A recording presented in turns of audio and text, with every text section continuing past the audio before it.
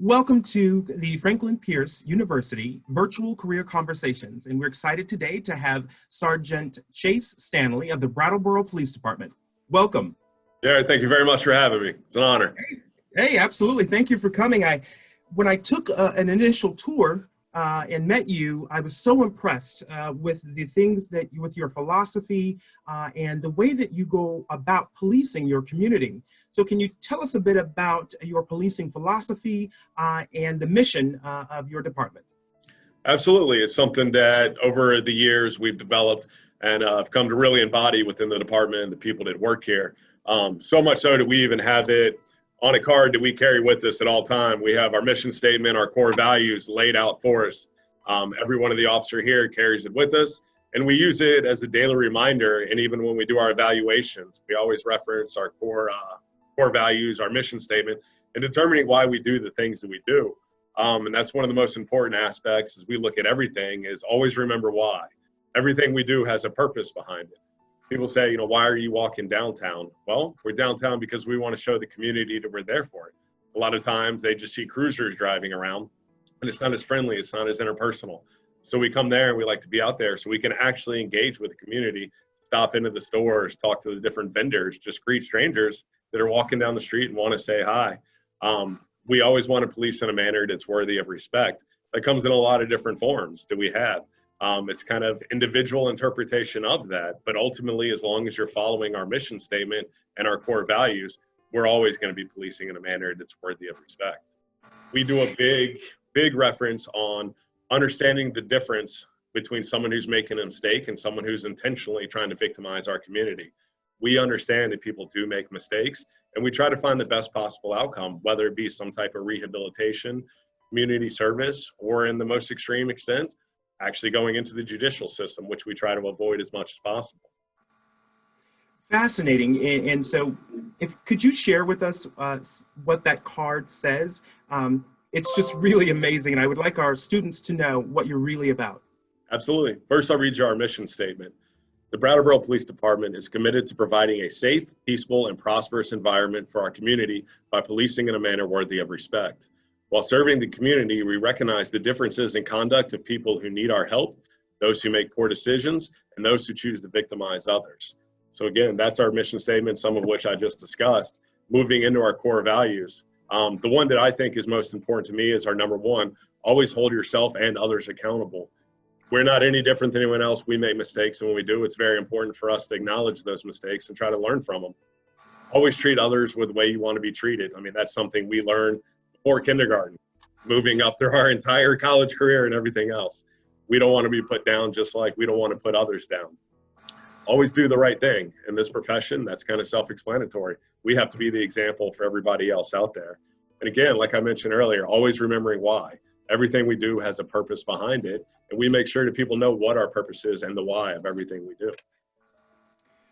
Thank you for sharing that with us. I think that's what makes what you all do in the Brattleboro Police Department such a beacon of example to other police departments and law enforcement agencies throughout the country. Thank you. You're welcome. So in this time of COVID-19, talk to us a little bit about how that may have changed or altered the way that you practice serving the public. We still try to be out there for the public as much as we possibly can, understanding that our job inherently by what we have to do puts us at a lot of risk. And if we were to become contaminated, then we're still out in the public and we have the possibility of contaminating others. We've taken a lot of in-house steps in terms of how we do our shift changes between us sanitizing the police department before the next shift comes on to ensure all of our personal hygiene so we're not taking anything out to the community. We've also started wearing personal protective equipment. We have masks that we wear out in the community just to let them know. They may not choose to do it, and they have the right to do so, but if us as a state, if we're going to encourage, come down from the governor's orders that people should be doing it, again, we're setting that example. Showing them why are we doing it? Because we should be doing it. Everybody should be following the same rules. But we also understand that people have their freedom to make these types of decisions, and we try to educate those that are out there. Certain calls that we would go to before, which, stuff that I really appreciated that we do for our community, say something as simple as locking your keys in your vehicle. That's something normally you could call us. We come down there free of charge. We unlock your vehicle and say, hey, have a good day. enjoy Brattleboro, go drive around. Little things like that we haven't necessarily been able to do right now just because we are trying to limit contact with the community. I still encourage my officers to go out there, walk around downtown, say hi to people while they're wearing their, personal protective equipment, and just try to be that face, assured that we are still out there. Same things we pushed out. I assign every shift, I assign an officer a neighborhood to go walk around one of the different neighborhoods in town. We try to talk to the schools and see if we can do, Facebook or social media posts of us with the school representatives, or just being in front of the school and encouraging the children to try to recognize what school we're at.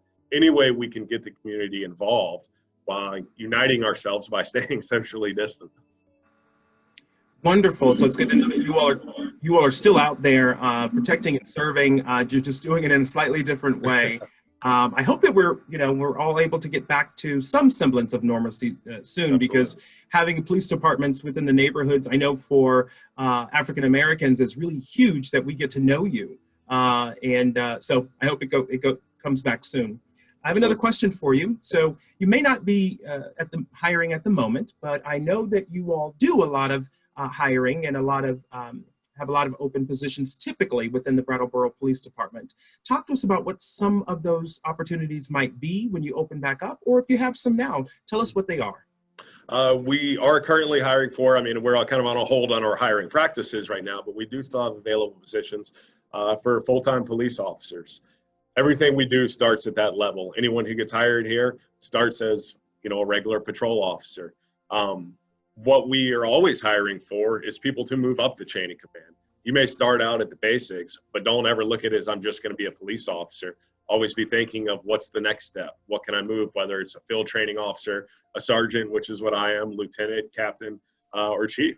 If you want to go in a specialized division like our tactical team or our detective division, community outsource, whatever you want to do, we have positions available for that. But the first step, ground level, is becoming a patrol officer. So this truly is a Law and Order episode. So to where you have lots of areas for growth within the department. Absolutely. That was one of the biggest draws for me. We are a smaller agency at 27 fully sworn officers here, but we have a lot. We have a bike team that goes out and rides around downtown. We do have a tactical team. Again, the detective division that we have. There's countless different opportunities for whatever you're excited in.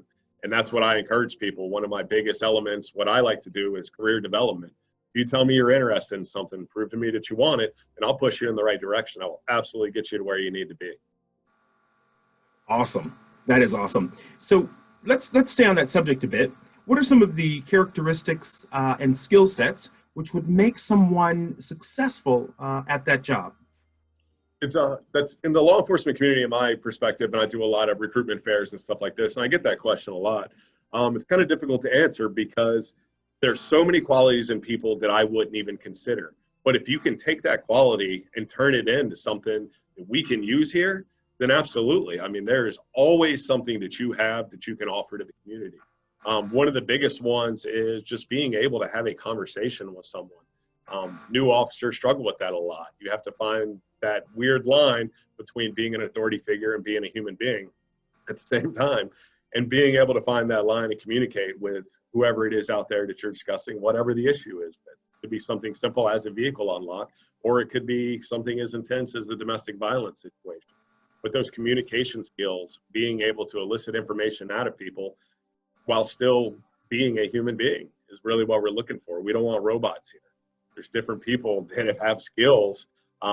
People come and say, hey, I was a tennis player for 20 years. That's fantastic. Did you learn how to work on a team, or did you always play singles? We want to know if you're a team player. We want to know if you're just kind of like to do your own thing, which is fine, as long as you're able to self-motivate. So everybody has a skill that could be marketable to us and that we could use within the community. It's just finding that skill and being able to pull it out of the person. That's great leadership 101, is being able to identify the strengths in the people that you lead and putting them in the right spots. That's beautiful. And so that also leads me to this next question. What are some of the, and you may have already answered it, but what are some of the academic programs that you think might fit in well with the police department? It does. It kind of goes back to what I was just saying. And again, I get this question a lot at different career fairs that I go to. There's no particular one. You know, I was in the military prior to coming here. So people say, well, I was never in the military. So do you think I'd be a good police officer? When I get hired, my current chief of police, who you've met many times, he was retired military as well. And one of the first questions I asked him in my oral board was, you know, sir, how was it transferring from the military into the law enforcement field? And it's two completely different worlds. There are things we learn in the military in terms of how to wear a uniform and rank structure that help us out. But I've had people that have been former military. I've had people that were arborists. You know, they were jumping around and cutting trees that have been just as successful law enforcement officers, if not better. Teachers have come to us, accountants, insurance agents. Literally, again, it's finding that skill set and that want and that need to be a part of a community that we're really looking for. So what's your background? Find what you were good at within your background and figure out how it translates into the law enforcement community. I think I'm going to have to connect with you to come back and teach one of our career development classes. Your philosophy on career development is spot on, man. And one of the things that we try to, absolutely, one of the things that we try to talk to our students about is that you have occupations that you want to do, but more importantly, find your purpose and why it is that you're here. And then you can actually find fulfillment in your purpose at various jobs, right? Absolutely. So whether you are an arborist, like you said, or a psychology major, use those psychology skills that want to help people and use that towards the benefit of the community. Or if you are you want to be a reporter, but that didn't quite work out for you, use the ability to be genuinely interested in other people, use that for the community and the police department. I get it, brother. You are, wow, we're going to have to put you on the payroll soon. So tell us a bit about so we're coming to the close of our interview. I'd like for you to talk to our students and soon to be graduates about what advice would you give to students to prepare for a career in law enforcement? Are there activities that they need to think about doing while they're in school or anything like that? Community service is a huge thing. I mean, any law enforcement agency around the country will tell you the same thing. Look for those opportunities, whether it's volunteer or paid, doesn't make a difference. Or whether you just want to get in touch with the Boys and Girls Club or, you know, do a big sister, big brother program.